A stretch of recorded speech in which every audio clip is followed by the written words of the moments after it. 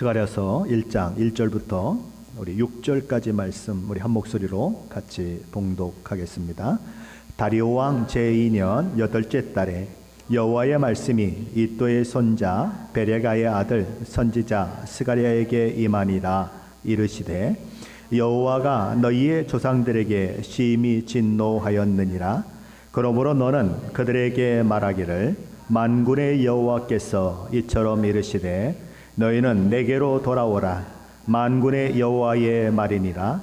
그리하면 내가 너희에게로 돌아가리라. 만군의 여호와의 말이니라. 너희 조상들을 본받지 말라. 옛적 선지자들이 그들에게 외쳐 이르되 만군의 여호와께서 이같이 말씀하시기를 너희가 악한 길 악한 행위를 떠나서 돌아오라 하셨다 하나 그들이 듣지 아니하고 내게 귀를 기울이지 아니하였느니라. 여호와의 말이니라. 너희 조상들이 어디에 있느냐? 또 선지자들이 영원히 살겠느냐? 내가 나의 종 선지자들에게 명령한 내 말과 내 법도들이 어찌 너희 조상들에게 임하지 아니었느냐? 그러므로 그들이 돌이켜 이르기를 만군의 여호와께서 우리 길대로 우리 행위대로 우리에게 행하시려고 뜻하신 것을 우리에게 행하셨도다 하였느니라. 아멘. 네, 오늘부터 이제 스가랴서를 강해하게 됩니다.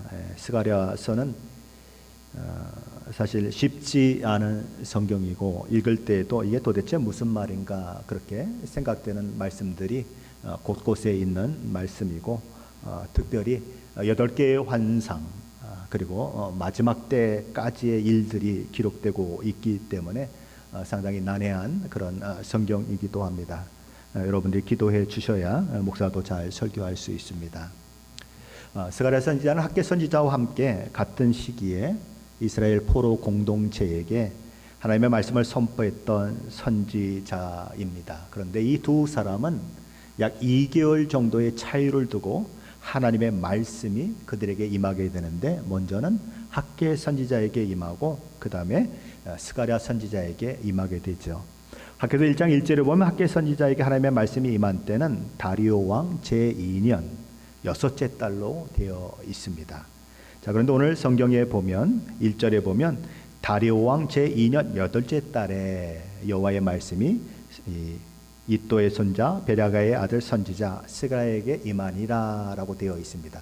그러니까 다리오 2년은 똑같은데 한 사람은 6째 달에 임했고 한 사람은 8째 달에 임했습니다. 그러니까 앞에 학계가 2달 먼저 스가랴보다 하나님의 말씀을 받았고 학계 선지자 이후에 2달 후에 이제 스가랴 선지자가 하나님의 말씀을 받았다는 것입니다. 그러니까 2개월 정도밖에 차이가 안 날 만큼 그렇게 동시대에 동일한 그런 사람들에게 하나님의 말씀을 전한 사람들이 바로 학계와 스가랴라고 하는 것이죠.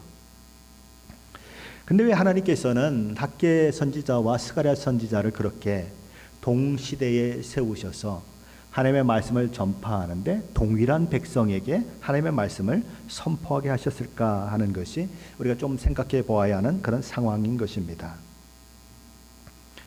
만일 하나님께서 수룹바벨 성전, 그러니까 수룹바벨을 통해서 다시 건축되는 성전에만 관심이 있으셨다고 하면 사실상 학계 선지자의 메시지 하나로도 충분합니다. 충분히 하나님의 성전을 왜 건축하는 것을 멈추어 섰느냐 하는 다시 건축해야 한다라고 하는 그 하나님의 명령을 전달하는 데는 학계 선지자 하나만으로도 충분한데 굳이 왜 스가랴 선지자까지 동원하셔서 하나님의 말씀을 전하게 했는가라고 하는 것이죠. 우리는 이제 이미 이 학계 선지자의 말씀을 살펴보았는데 학계 선지자의 메시지의 중심은 성전을 다시 재건하라는 데에 그 메시지의 중심이 있습니다. 자, 그런데 이 스가랴 선지자는 조금 다른 것입니다. 물론 그의 메시지도 성전을 건축해야 한다는 그 메시지를 담고는 있지만 학계 선지자의 그 메시지가 눈으로 보이는 성전에 집중되고 있다면 스가랴 선지자의 메시지는 눈에 보이지 않는 성전의 메시지의 중심이 가 있다는 것입니다. 왜 하나님께서 성전을 건축하라고 하셨는가? 그리고 성전을 건축한 그 의의가 무엇인가? 그리고 그것을 통해 하나님께서 이스라엘 백성들에게 행하고자 하시는 궁극적인 목적이 어디에 있는가라고 하는 그런 것들에 스가랴 선지자의 그 메시지는 그렇게 중점을 두고 있다는 것입니다. 스가랴 선지자의 메시지는 성전 재건이 무엇보다도 하나님과 하나님의 백성의 관계 회복에 있다고 하는 것을 보여주고 있고, 또한 스가랴 선지자는 성전 재건 사역은 단순히 하나님의 큰 그 성전이라고 하는 건물을 세우는 데 있는 것이 아니고 장차 오실 하나님의 말씀에 약속된 메시아까지도 확대되는 것입니다. 육적으로 영적으로 맞이하게 되는 그 메시아까지 확대되는 것이죠. 바로 그런 모습들이 이제 스가랴서를 저희들이 나누는 가운데 이제 함께 살펴보게 될 것들인 것이죠. 자, 그런데 성경에 모든 인물들이 있습니다. 근데 그런 모든 인물들은 다 이름을 가지고 있는데, 여러분들이 그 이름들을 잘 살펴보면 그 이름이 그냥 아무렇게나 지어진 것이 아니라 그가 말씀을 전한다고 하는 그런 선지자면 그거에 걸맞는 이름이 정해진 것을 볼 수가 있습니다. 근데 이 우리가 살펴보았던 학개라고 하는 선지자의 이름은 축제라고 하는 그런 의미를 가지고 있었죠. 학개의 그 사역은 성전을 재건하라고 하는 메시지에 중점을 두고 있습니다. 그러니까 성전이 재건되면 그곳에서 예배를 드리고 또 각종 절기들이 그곳에 행해지면서 이제 축제와 같은 그런 일들이 일어나는 거죠. 그래서 그의 이름은 축제인 것입니다. 자, 그렇다면 스가랴는 어떤 이름의 뜻을 가지고 있을까요? 스가랴라고 하는 이름은 우리가 참 기억하기에 좋은 이름입니다. 왜냐하면 그의 이름의 뜻이 여호와께서 기억하신다라고 하는 뜻이에요. 우리가 기억하기에 좋은 이름, 여호와께서 기억하신다. 기억하기 참 좋죠? 예, 참 좋은 이름이죠. 여호와께서 기억하신다. 하나님께 그의 이름을 통해서 나타내고자 하는 것은 무엇일까요? 하나님께서 이스라엘 백성들을 여전히 기억하고 계신다는 것입니다. 동시에 그들에게 언약했던 그 모든 언약도 하나님께서 기억하고 계신다는 것입니다. 여호와 하나님께서 기억하신다고 하는 그 이름은 그런 의미에서 굉장히 좋은 이름인 것입니다. 그렇죠? 저와 여러분도 여호와 하나님께서 기억해 주시는 자가 된다고 하면 얼마나 그죠? 영광스럽겠어요. 바로 그런 일들이 이 스가랴서를 강의하는 동안에 여러분 가운데 있으시기를 예수 그리스도 이름으로 축원합니다. 스가랴는 이또의 손자요 베랴가의 아들로 그렇게 소개되고 있습니다. 대부분의 성경학자들은 이 스가랴가 제사장 가문 출신이다라고 그렇게 이야기를 하고 있습니다. 왜냐하면 느헤미야 12장 1절로 7절까지 보면 스룹바벨과 함께 돌아온 제사장과 레위 사람들에 대한 기록이 거기 나오고 있는데, 그 기록 속에 이 스가랴의 할아버지 이또의 이름이 나오기 때문에 그렇습니다. 느헤미야 12장 4절에 보면 이또와 긴느도이와 아비야와라고 이렇게 되어 있습니다. 그러니까 제사장과 레위인들이 돌아온 명단이 있는데 그 중에 이또라고 하는 사람이 있는데 그 이또가 스가랴의 할아버지라고 소개되고 있음으로 인해서 이 두 사람을 같은 사람으로 보는 것이 대부분 학자들의 견해인 것입니다. 그래서 스가랴는 제사장 출신의 사람이다라고 이야기하는 거죠. 그러니까 스가랴는 이제 바벨론 포로로부터 돌아오게 되는데 아버지 베레가와 함께 돌아왔을 뿐만 아니라 할아버지 이또와 함께 돌아왔다는 거죠. 그러면 할아버지도 살아계시고 아버지도 살아계시다고 하면 결과적으로 스가랴의 나이는 어리다고밖에는 생각할 수가 없겠죠. 왜요? 그죠? 나이가 뭐 저처럼 이렇게 나이가 많으면 이미 할아버지는 돌아가셨을 거 아니에요. 저는 아버지도 돌아가셨는데, 그러니까 나이가 굉장히 어렸을 것이다. 그래서 이 어렸을 때에 바벨론으로 지금 바벨론 그리고 페르시아로 넘어갔지만 페르시아로부터 해방되어서 이제 할아버지, 아버지와 함께 그리고 가족들과 함께 예루살렘으로 왔고, 그가 이제 어느 정도 이제 청년 정도 장성했을 때에 하나님의 말씀이 그에게 임했고 그가 선지자의 역할을 감당했다, 이렇게 생각이 되는 것입니다. 학개의 선지자는 그에 비해서 나이가 아주 지긋한 선지자로 그렇게 알려져 있습니다. 그러니까 학개 선지자는 아주 나이가 지긋한 그런 할아버지 입장에서 그렇게 말씀을 전한 선지자라면 스가랴는 아주 젊고 팔팔한 아주 젊은 친구로서 그렇게 말씀을 전했다는 거죠. 이 스가랴 선지자의 이름이 여호와께서 기억하신다라고 하는 이름을 뜻을 가지고 있다고 말씀을 드렸었는데, 할아버지 이또는 어떤 뜻을 가지고 있냐면 적절한 때라고 하는 그런 의미를 가지고 있습니다. 이또는 적절한 때라고 하는 의미를 가지고 있습니다. 스가랴의 아버지 베랴가라고 하는 이름은 이 축복한다라고 하는 뜻을 가지고 있습니다.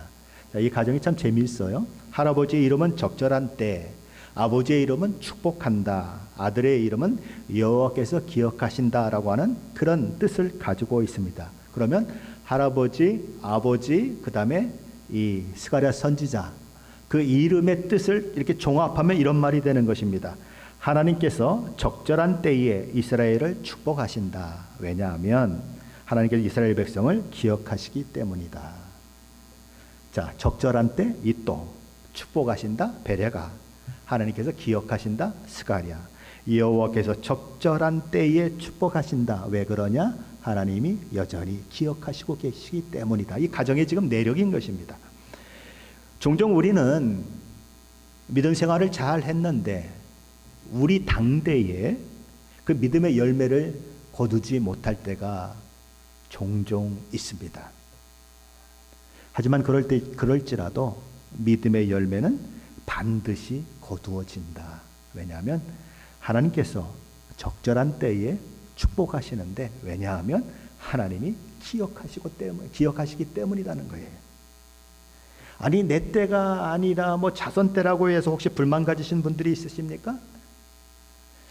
제 생각에는 없을 것 같아요. 왜요? 우리는 자식을 위해서 내 생명을 내줄 수 있는 사람들 아닙니까? 자식을 위해서는 모든 것을 희생할 수 있는 그런 위치에 있지 않습니까? 차라리 내가 조금 손해를 봐도, 그렇죠? 내 때에 하나님의 축복을 누리지 못해도 내 자식 때에 축복을 내릴 수 있다면 그건 너무너무 감사한 것이다라고 아마 저도 생각할 것이고 여러분도 그렇게 생각할 거예요.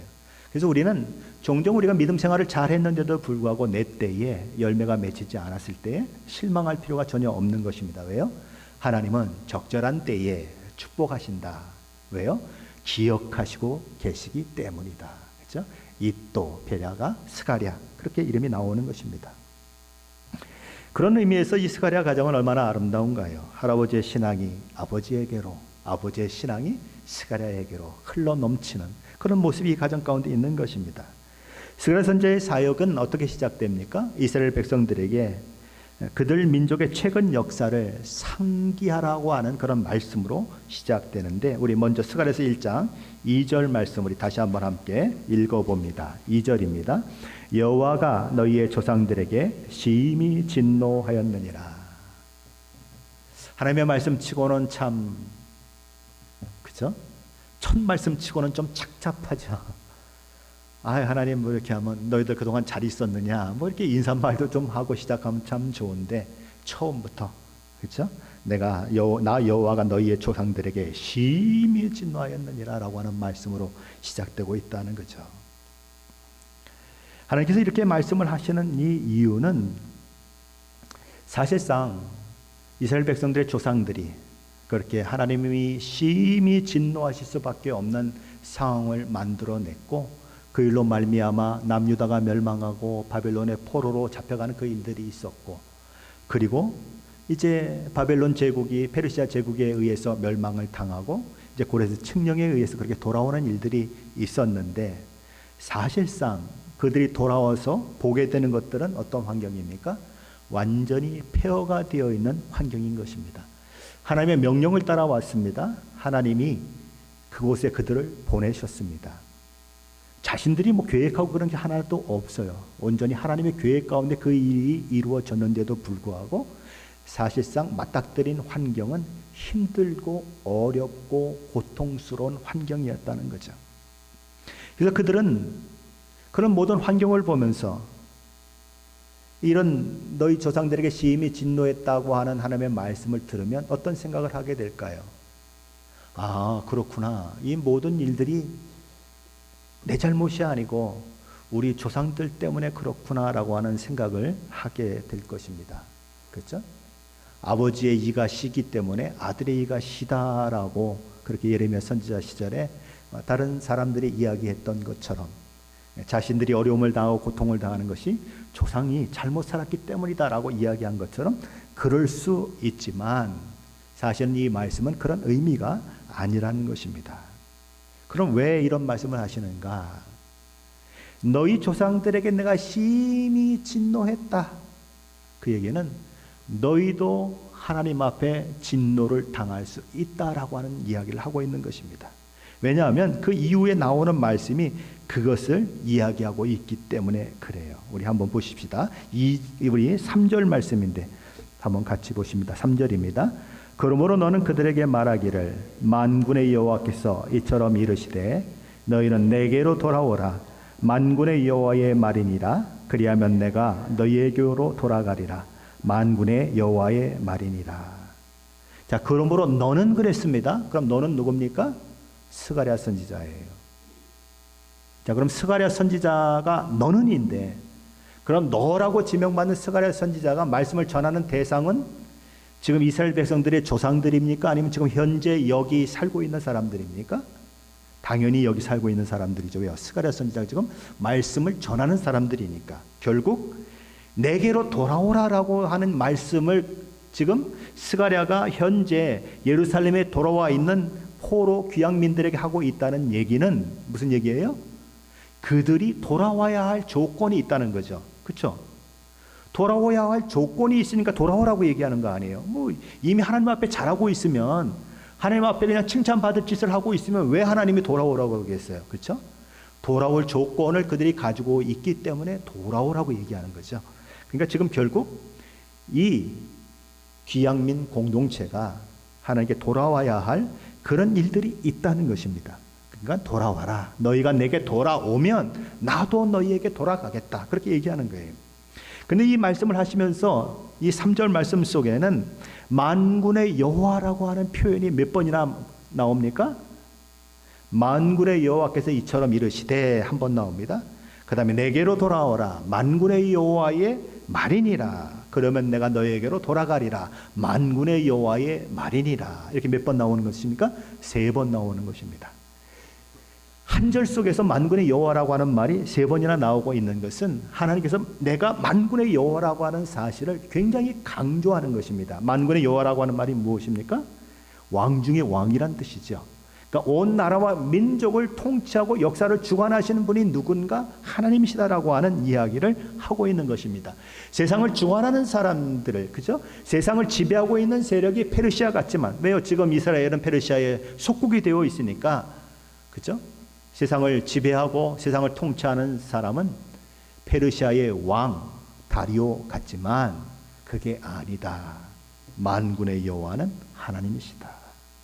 지금 세계 이런 나라들이 막 어려움을 겪고 뭐 러시아의 푸틴이 막 모든 것을 이끌어 가는 것 같지만 사실은 모든 역사를 주관하고 인도하시는 분은 하나님이시다. 다만 우리 눈에 밝히 보이지 않을 뿐이라는 거죠. 하나님은 모든 것을 합력할 선을 이루어 가시며 마지막 때를 이루어 가시는 그런 분이시다라고 하는 것을 이야기하는 것입니다. 그러므로 이스라엘 백성들이 주목해야 하는 분은 누군가? 페르시아의 다리오 왕이 아니라 여호와 하나님이시다. 오직 두려워해야 할 분은 누군가? 여호와 하나님이시다라고 얘기하는 것입니다. 이스라엘 백성에게 지금 스룹바벨 성전을 재건하는 일이 필요한 이유도 다만 성전을 건축하는 데 목적이 있는 것이 아니라는 것입니다. 뭐에 있다는 거예요? 성전을 건축하는 그거 하나에 하나님의 모든 목적이 있는 것이 아니라 진정으로 하나님 앞에 돌아오는 그 일들이 있어야 한다는 거예요. 다만 성전을 건축한다고 해서 하나님께서 돌아오시는 것이 아니고 이스라엘 백성들이 참으로 회개하고 돌이켜 하나님께 돌아갈 때 그때야 비로소 이 이스라엘 백성들이 성전을 건축할 때 그 성전에 하나님께서 임재하시고 하나님이 돌아오신다. 그럼 무엇이 먼저라는 얘기입니까? 뭐가 먼저라는 얘기예요? 회개. 하나님 앞에 진정으로 마음을 돌이키는 것이 먼저다. 그것이 먼저 되지 않으면 하나님의 성전을 다시 지으라고 하는 명령을 따라 짓는다고 하더라도 그 성전이 아무것도 아니다. 뭐처럼요? 너희 조상들이 이곳이 성전이다, 성전이다라고 이야기했지만 예레미야 선지자가 너희에게 무엇이라고 얘기했느냐? 너희는 이곳이 하나님의 성전, 여호와의 성전이다, 여호와의 성전이다, 그 거짓말을 믿지 말라고 하지 않았느냐? 아니 어떻게 솔로몬 성전이 여호와의 성전이라고 하는데 그게 거짓말입니까? 정확하죠. 성전이죠. 시애틀 임마누엘 교회다, 여기 교회다, 교회다. 그런데 왜 그걸 하나님이 거짓말이라고 합니까? 그곳에 하나님이 임재하지 않으시면 임마누엘 교회가 100개가 있어도요 다 거짓이라는 거예요. 아니라는 겁니다. 예루살렘 성전도 마찬가지라는 거예요. 하나님이 임재하지 않으시면 아무리 금은 보화로 짓고 보석으로 치장하고 별의별 게 다 있고 제사를 드리고 아무리 그래도 하나님의 성전은 아니다. 그러니까 하나님이 이미 떠났는데도 불구하고 이것이 성전이다, 성전이다 라고 외치는 선지자들이 있었는데 하나님 뭐라고 말씀하십니까? 예레미야 선지자를 통해서 거짓말이다, 믿지 말아라 라고 얘기하는 거예요. 그러니 하나님께서는 이 이스라엘 공동체, 포로로 돌아온 공동체를 향하여 말씀하시는 것입니다. 너희 조상들이 망한 것을 기억해라. 내가 그들에게 크게 진노한 것을 기억해라. 무엇 때문이냐? 나를 놓쳤기 때문이다. 형식만 붙들고 있고 그냥 눈에 보이는 것만 붙들고 있고 그렇기 때문이다. 그것을 잊지 말고 너희들은 마음을 내게 돌이켜라. 나는 너희의 진정한 마음을 원하고 너희가 진정으로 마음을 돌이켜서 내게 돌아오는 것을 원한다. 그냥 형식적으로 하나님을 예배하는 것처럼 그런 모습이 아니고 진정으로 나를 사랑해서 사랑하는 마음 때문에 그 예배하는 그것을 원한다. 억지로 하는 것 말고 정말 참으로 나를 예배하는 것을 원한다. 그렇게 이야기하고 있는 것입니다. 왜 돌아오라고 얘기합니까? 아직 이 이스라엘 귀한 공동체가 그런 마음을 가지지 못했기 때문이죠. 정말 진정으로 하나님을 사랑하고 돌아가는 데까지 이르지 못했기 때문에 돌아오라라고 이야기하는 것입니다. 너희 조상들도 그런 마음을 가지지 못했기 때문에 그런 어려움을 당했다라는 거죠. 오늘날로 말하면 교회에 와서 앉아있기는 하지만 여전히 온 마음과 온 힘을 다해 하나님께 돌이키지 않는 사람들을 향해 말씀하는 것입니다. 너희가 돌아오려거든 마음을 찢고 진정으로 회개하고 돌아와라. 만일 진정한 돌아옴이 일어나지 않는다면 포로귀한 공동체도 그들의 조상들처럼 망할 수 있다는 것입니다. 그래서 하나님은 말씀하십니다. 이스라엘 백성들아, 너희는 너희 조상들을 본받지 말아라. 왜 본받으면 안 됩니까? 이스라엘 백성의 그 조상들은 선지자를 통해서 악한 길에서 떠나라고 말씀하셨지만, 악한 행위로부터 돌이키라고 말씀하셨지만 듣지 않고 귀 기울이지 않고 그저 자기 하고 싶은 대로 하나님을 믿어도 자기식으로 믿죠. 그렇죠? 에이구 그건 목사님이나 하는 말씀이지. 그건 믿음 좋은 사람만 하는 말씀이지. 그건 우리 와이프나 하는 말이지 이러고 그냥 내가 하고 싶은 대로 하고 내가 믿고 싶은 대로 믿었죠. 그런데 결국 뭐예요? 멸망당했다는 것입니다. 바로 오늘 그 얘기를 4절에서 하고 있는데 우리 4절 말씀 한번 같이 읽어봅니다. 4절입니다. 너희 조상들을 본받지 말라. 옛적 선지자들이 그들에게 외쳐 이르되 만군의 여호와께서 이같이 말씀하시기를 너희가 악한 길 악한 행위로 떠나서 돌아오라 하셨다 하나 그들이 듣지 아니하고 내게 귀를 기울이지 아니하였느니라. 여호와의 말이니라. 너희 조상들을 본받지 말라라고 하는 말씀은 참 가슴 아픈 말씀인 것입니다. 혹시 자녀들에게 그런 얘기 해보신 적이 있으십니까? 넌 니네 아빠 꼭 닮았구나. 무슨 얘기예요? 닮으면 안 된다는 거죠. 제일 배기 싫은 거 닮았다. 혹시 또 자녀들에게 이런 말 할 때가 있죠. 넌 엄마 아빠를 본받으면 안 된다. 절대 나를 닮지 말아라 라고 얘기할 때가 있는 거죠. 바로 그 얘기예요. 너희 조상들을 본받지 말아라. 왜 나를 본받지 말라고 얘기합니까? 내가 못났기 때문에, 내가 제대로 하나님을 섬기지 못했기 때문에 나를 본받지 말라고 얘기하는 건 아니겠습니까?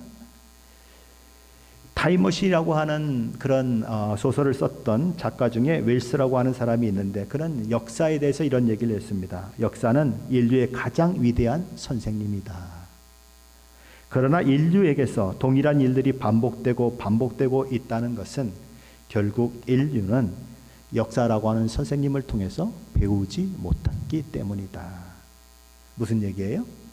역사는 인류의 가장 위대한 선생님이다. 왜요? 역사적으로 일어난 수많은 일들이, 그렇죠? 교훈을 주잖아요. 어떻게 행했을 때 어떤 일들이 일어나고, 어떻게 행했을 때 어떻게 일어나고, 사람들이 나고 살고 죽을 때에 그렇게 유언하는 사람들이 많이 있잖아요. 유언하면서 수많은 얘기들을 하잖아요. 그렇죠? 사실 역사잖아요. 그런 모든 것들이. 자, 그럼 그렇게 얘기를 했다면 그 선생님한테 잘 배워서 그런 잘못이나 허물을 범하지 않아야 되는데, 인류는 그 선생님인 역사로부터 아무것도 배우지 않는다는 것입니다. 그래서 뭐예요? 이전에 있던 것이 또 있다. 누가 얘기하는 것입니까? 솔로몬이 전도서에서 얘기하는 거죠.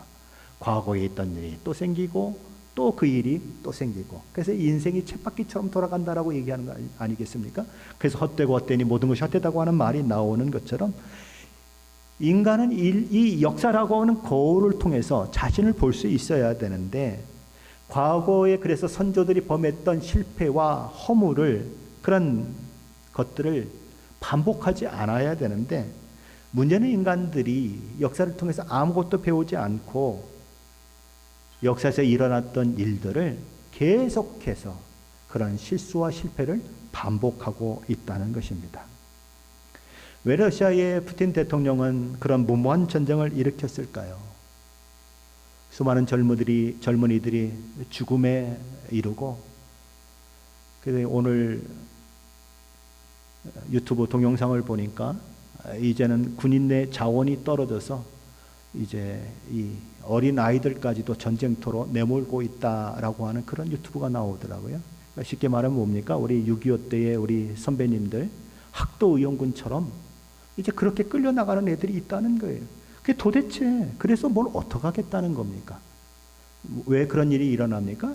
푸틴은 역사를 통해서 아무것도 배운 게 없어요. 그게 인간의 현주소라는 것입니다. 근데 믿는 우리도 종종 그럴 때가 있다는 거죠. 하나님께서 우리에게 성경을 주신 이유가 있습니다. 우리와는 전혀 상관없는 것 같은 이스라엘 백성들의 역사, 그들의 그 지긋지긋한 하나님을 배반하고 하나님을 저버리는 그런 모습들, 광야에서 그들이 했던 짓들, 우리가 보면 도대체가, 그죠? 이해가 안 되는 모습들이 있죠. 왜 성경을 그렇게 기록해 놓았을까요? 그 성경의 역사를 통해서 배우라고 그렇게 기록해 놓은 거죠. 그들의 실패와 실수를 통해서 배워서 그런 실패와 실수를 반복하지 말라고 하나님께서는 그 성경을 우리에게 주셨죠. 그리고 하나님께서는 또한 성경을 주신 목적은 그렇게 실패하고 넘어지고 자빠지고 배반하고 반역하는 그 이스라엘 백성들을, 하나님이 선택하고 약속한 그 하나님의 백성들을 어떻게 하나님의 열심을 가지고 하나님의 열정으로 그들을 찾아내시고 또 찾아내시는가 보라고, 내가 너희를 향한 하나님의 사랑이 얼마나 큰지를 보라고 성경 말씀을 우리에게 주신 거예요. 로마서 15장 4절은 그래서 이렇게 말하는 것입니다. 무엇이든지 전에 기록된 바는 우리의 교훈을 위하여 기록된 것이니 우리로 하여금 인내로 또는 성경의 위로로 소망을 가지게 함이니라. 왜 전에 기록된 기록들이 있다고요? 우리의 교훈을 위해서 기록된 것이다. 성경의 역사를 통해서, 성경에 나타나는 수많은 인간의 역사를 통해서 배워라. 그래서 성경 속에서는 뭐 며느리와 뭐 이렇게 성관계하는 사람이 없나, 별 것들이 다 나오는 것입니다. 배우라고. 그냥 아무런 가감 없이 나오는 거예요. 배우라고. 하지만 미련한 사람들이 역사를 통해서 배우지 않는 것처럼 어리석은 우리의 모습도 때로는 성경을 통해서 배우지 않는 것입니다. 그것이 안타까운 현실이라는 거예요. 자, 그렇다면 그렇게 악한 길에서 떠나라고, 악한 행위에서 돌이키라고 추구했던 하나님의 말씀을 듣지 아니하고 귀를 기울이지 않은 일에 대해서 진노하시겠다고 하는 하나님의 말씀은 어떻게 결과가 되었을까요? 우리 오늘 보면 5절로 6절인데 함께 읽어봅니다. 같이 읽어봅니다. 너희 조상들이 어디 있느냐? 또 선지자들이 영원히 살겠느냐? 내가 나의 종 선지자들에게 명령한 내 말과 내 법도들이 어찌 너희 조상들에게 임하지 아니하였느냐? 그러므로 그들이 돌이켜 이르기를 만군의 여호와께서 우리 길대로 우리 행위대로 우리에게 행하시려고 뜻하신 것을 우리에게 행하셨도다 하였느니라. 하나님께서는 두 가지 질문을 던지고 계십니다. 첫째 질문은 너희 조상들이 어디 있느냐라고 묻고 있어요. 무슨 얘기입니까? 하나님의 회개의 메시지를 듣고도 무시하고 거역하고 배역의 길로 갔던 너희 조상들이 지금 다 어디에 있느냐라고 묻는 거예요. 무슨 얘기입니까? 그들이 하나님의 진노 아래 망해서 죽어서 없어지지 아니했느냐라고 묻는 거예요. 둘째 질문은 선지자들이 영원히 살겠느냐라고 질문합니다. 그들은 하나님의 메신저로서 자기 몸을 불꽃처럼 사르면서 하나님의 메시지를, 하나님의 말씀을 백성들에게 전했습니다. 그러나 그들이라고도 영원히 살 수는 없겠죠. 그래서 그들도 하나님의 메시지를 전해놓고는 어느 순간 죽어서 없어졌어요. 그렇죠? 그러니까 하나님의 말씀을 듣지 않고 거부했던 이스라엘 조상들도 죽어서 없어졌고, 그들에게 회개를 촉구하고 하나님의 말씀을 전했던 선지자들도 이제 없어졌어요. 자, 그런데 무엇이 남았는가? 그러나 그 말씀을 들었던 그 일들이, 선포됐던 그 말씀들이 여전히 이루어지고 있는 현실을 보라는 것입니다. 누가요? 포로로 돌아온 귀한 공동체가 그것을 보라는 거예요. 보세요. 말씀을 들은 대상도 없어졌습니다. 말씀을 전한 사람도 없어졌습니다. 그런데 여전히 살아있는 게 뭐냐는 거예요. 여전히 살아있는 것은 하나님의 말씀이다. 하나님의 말씀이 너희 눈에 보이지 않느냐? 온 예루살렘이 다 파괴되고 돌 하나도 도리에 남지 않고 다 무너져 내린 것 너희들이 보지 않느냐? 대상도 없어지고 하나님의 말씀을 전한 사람도 없어졌지만 하나님의 말씀은 여전히 살아있다. 그렇게 사람들은 왔다가 갈 것입니다. 선지자들도 왔다가 갑니다. 시애틀 임마누엘 교회에 성도된 저와 여러분도 왔다가 갑니다. 오늘 말씀을 전하고 있는 목사도 왔다가 갈 것입니다. 다 사라질 거예요.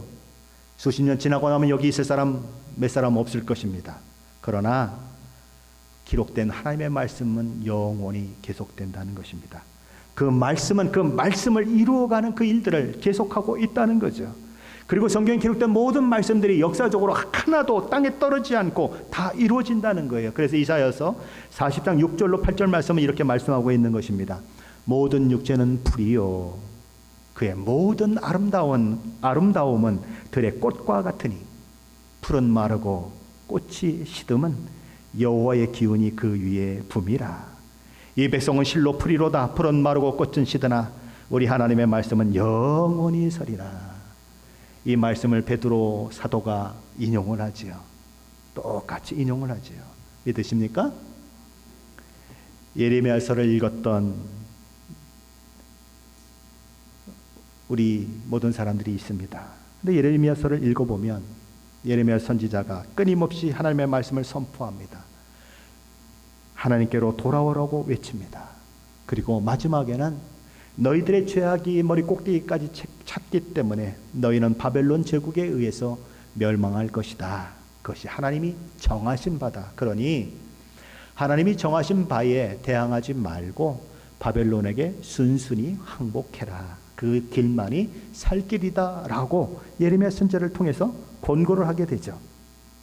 그랬더니 남유다 백성들이 말합니다. 거짓말이다. 말도 안 되는 소리다. 이제 몇 년 후면 바벨론에 빼앗겨갔던 모든 기구들이, 성전의 기구들이 다 돌아올 것이고 해방될 것이다 라고 이야기하는 사람들도 있고, 야 이제 보니까 저 예레미야는 바벨론 제국의 첩자다.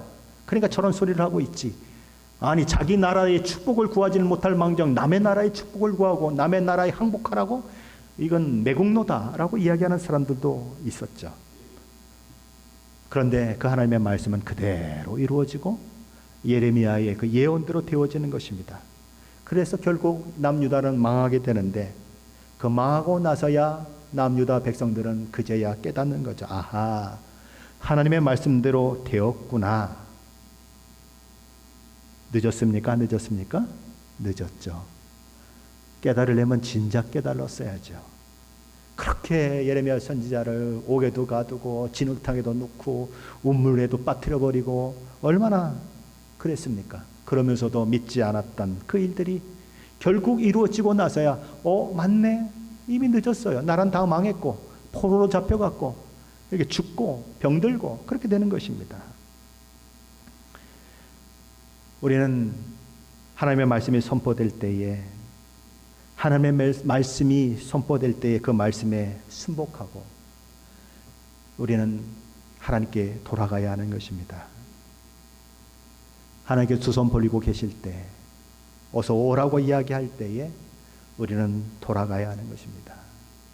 하나님은 너희가 내게 돌아와라. 그럼 내가 너희에게 돌아가겠다라고 말씀하시죠. 그럼 내가 먼저 하나님 앞에 돌아가기 때문에 하나님이 내게 돌아오는 걸까요? 말씀으로 보면 그렇죠. 자, 그럼 하나님께서 내게로 돌아오라라고 말씀하시면 자, 그 말씀이 선포될 때는 뭐가 전제가 돼야 되죠? 하나님이 내게 돌아오라라고 얘기했습니다. 그럼 그 말씀이 선포되려면 뭐가 전제가 돼야 되죠? 하나님의 기다림이 전제가 되어야 돼요. 돌아가면 하나님이 맞아주실 것이라고 하는 그 사실이 전제가 되어야 돼요. 그래서 뭐가 먼저입니까? 그래서 늘 성경은 하나님의 은혜가 먼저라고 얘기하는 거예요. 하나님의 은혜, 그들이 돌아오면 받아줄 하나님의 은혜가 먼저 선포되고 있기 때문에 돌아오라는 손길이 있는 것이고 너희가 진정으로 내게 돌아오면 내가 돌아오겠다고 하는 그런 말씀이 있는 것이지 내가 돌아갔기 때문에 하나님이 내게 돌아오는 게 아니라는 거예요. 그래서 성경은 뭐보다 우리의 믿음보다 은혜가 먼저다라고 하는 이야기를 얘기하는 것입니다. 이사야 선지자는 이사야서 55장 6절에서 이렇게 촉구합니다. 너희는 여호와를 만날 만한 때에 찾으라. 가까이 계실 때에 그를 부르라. 우리는 종종 이렇게 얘기합니다. 내일 믿죠. 내일 순종하죠. 내일부터 열심히 할게요. 아니요. 내일은 없습니다. 우리는 지금 믿어야 하고 지금 순종해야 하고 지금 열심을 내야 합니다. 왜냐하면 사실은 지금만이 저와 여러분이 하나님께 주어진 시간이기 때문에 그래요. 오늘 저녁에 자다가 제가 심장마비로 죽을 수도 있어요. 누가 알아요 그거를요. 내 생명은 지금 이 시간밖에 없어요. 여호와를 만나만 할 때에 그분을 찾아야 하고 가까이 계실 때에 그분을 불러야 하는 것입니다. 오늘 말씀은 여호와의 말씀이 선지자 스가랴에게 임했다고 하는 말씀으로 시작됩니다. 어떠십니까? 저와 여러분에게도 하나님의 말씀이 날마다 임하고 있습니까? 저와 여러분의 귀에 하나님의 말씀이 들려지고 있습니까?